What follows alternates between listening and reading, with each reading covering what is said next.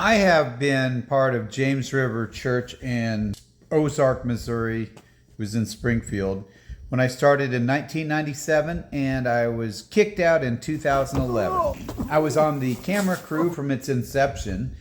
Big jumbo projections. This was the biggest church in the area and had a huge budget. In fact, they actually ended up firing one of my friends, Greg Sexton, who was on the team, and they said he was kicked out because he put his hand on a woman's shoulder. He was married to another woman, when he was talking to her about something, and she felt uncomfortable or whatever. It's just, and then another one was he sent a birthday card to someone, and it was a little bit different than what they expected. So it's just stupid reasons for professional men to be kicked out of a church because of impropriety when it's not even improper. I think that was dumb. Anyway, I'm just saying, how stupid is that? Then they hired a guy that was named Greg. I think another Greg Slape was this guy. He was one of the yes men. He's like bobblehead, like, yes, yes, whatever you say, whatever you say. He had been doing video production work for the Billy Graham crusade, so that was huge, and so he had big credibility. He had street cred with the guys at James River. And then John Lindell, not Lindell, as everybody keeps saying on the internet. It's Lindell. I know him personally. And anyway, he hired a guy named Mike Mesner. And John Lindell called Mike Mesner the Sammy Sosa of executive pastors. That was weird, because I used to work at the Assemblies of God headquarters at the same time I attended James River Church. And the Assemblies of God headquarters in Springfield, Missouri was in the big blue Vatican that everybody called it, because they made a reference to the cult of Islam, so as the cult of Assemblies of God. So Mike Mesner got booted out of the Assemblies of God headquarters for impropriety or for dealing shrewdly. I think he was cheating with money, but I can't prove that. Anyway, he was booted out, so John Lindell hired him to be the executive pastor, and things went bad really quickly. Mike Mesner immediately jumped on Jay Ryner, a long-term favorite children's pastor who's a wonderful man. He's an African missionary, and he came back, and he's got a wonderful singing voice, a wonderful idea of how to do children's programming, and he was a character actor and a ventriloquist and just did great, amazing things. A lot of extra stunts to help the church raise money. He stayed up on a billboard one time for days upon end. It was crazy. And then he was going to ride a roller coaster at Silver Dollar City like all day, but they wouldn't let him. He was diabetic, but he wanted to do amazing things, get his head shaved if they raised a certain amount of money for the children's program, etc. Anyway, that guy was Jay Ryner, and he got so disgusted with Mike Mesner demanding that Jay just give him a report before he does anything and write everything out to see if it could be approved. And Jay's like, I've been doing this for years. I don't need your approval. So he left. He thought he was going to be at James River for his whole life. Nope. Mike Mesner forced Jay Ryner out. Then about that time, it was the 10-year anniversary of James River Church. As a writer, I was going to just write the 10-year anniversary history. And I started getting some facts from the original founding members, Roger Gadd and another man named David, and some other people that were founding members before John Lindell. And all of a sudden,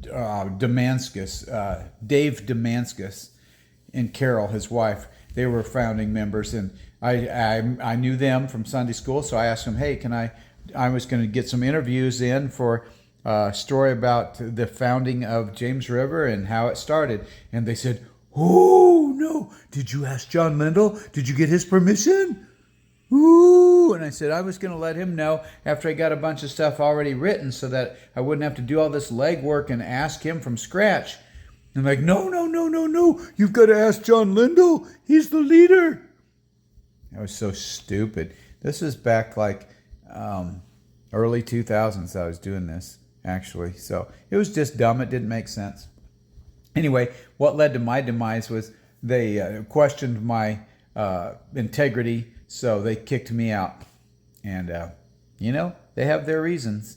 And I was doing things I shouldn't online. I was talking to women, sexually explicit conversations online. So I admit that. And I went to a program called Living Free to get help with sexual purity issues. And I was going through that whole thing with honest and good faith.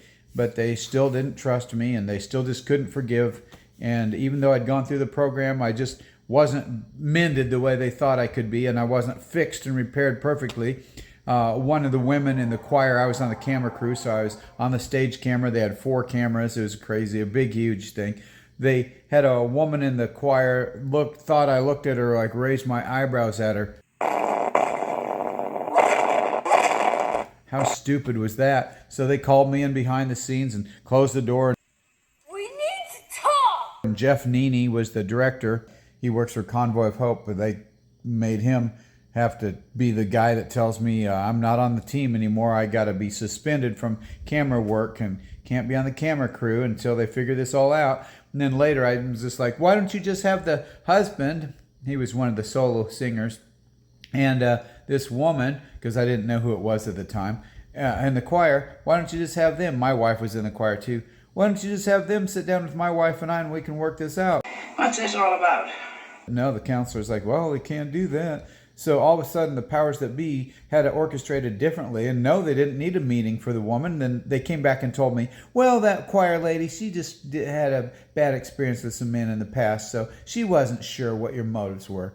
In fact, that's the very reason they gave me when a couple years later at kids camp, I've got 4 sons, and one of them was at children's camp. I go to all the camps with the kids, help them out at James River camps, and I was faithful and working in the camps.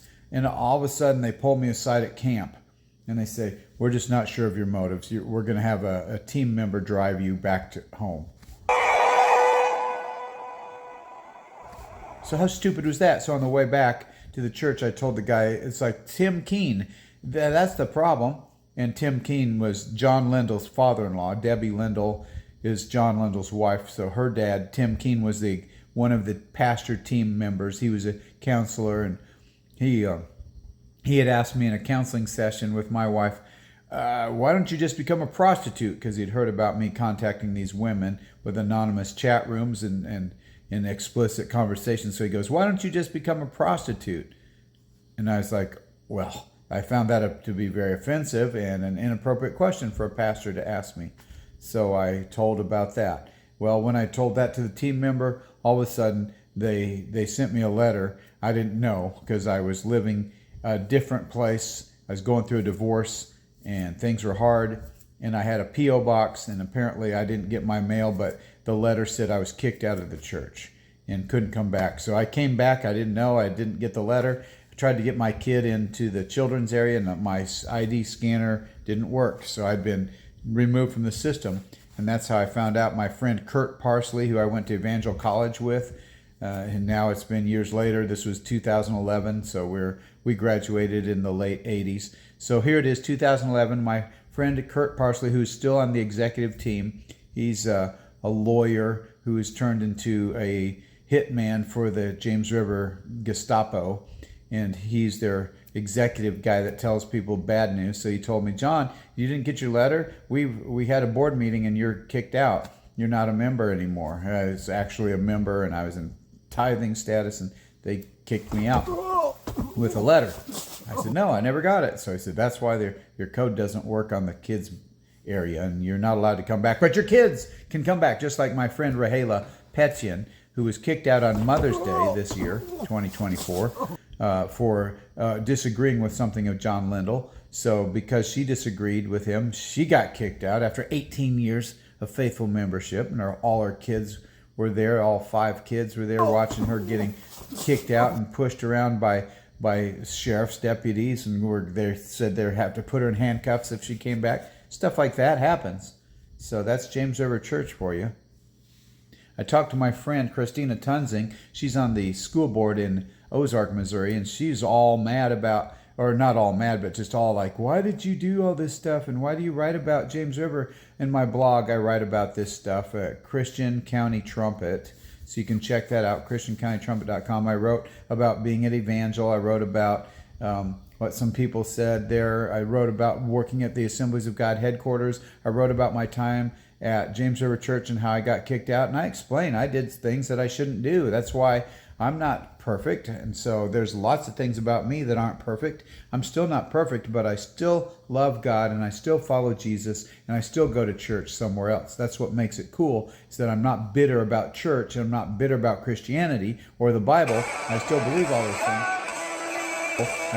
all those things. It's just John Lindell is a schmuck and he's arrogant and he's proud. So my friend Christina just couldn't get her head around that. And I said, well, it's a cult. And she just didn't like that. And another friend of mine that's been there for many years said, well, I've known John Lindell since the 80s. Well, so what? The length of time you know, man, doesn't have anything to do with the fact that he used to tell the truth. He used to speak the truth when I was there in the early 2000s. And now he is a false prophet. He's changed his tunes. He's gone to Bill Johnson. He does a lot of heretical things, anti-biblical things. He's proud, he's arrogant, and he's above reproach. He cannot be criticized. That's a cult leader. So my friend Steve Townsend, that's his name, said, well, he's going to retire soon. What are you going to call him then? And I said, a retired cult leader.